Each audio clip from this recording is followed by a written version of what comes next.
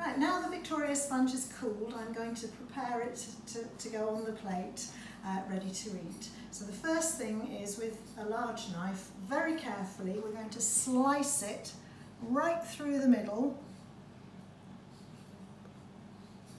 so that we've got two halves of a cake. I think I'll pop it on the plate now, get that out of the way. There we go. Just put the lid back on there.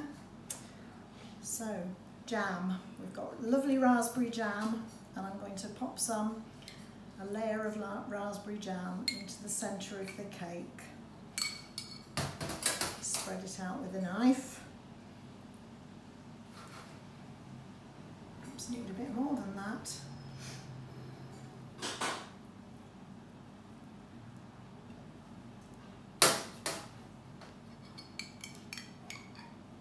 Give a nice layer of flavour in the centre of the cake.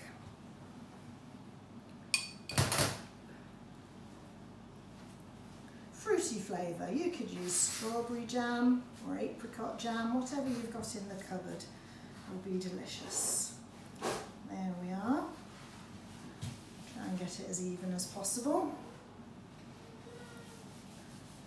And then you just pop the lid on. The top half on. Right, and the final touch for this one is a sprinkle of icing sugar.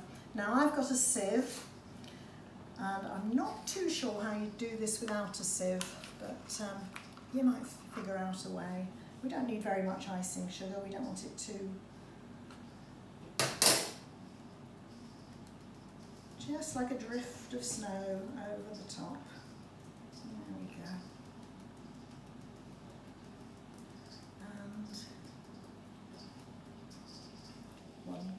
one beautiful, tasty Victoria sponge, all ready to slice and share with your family.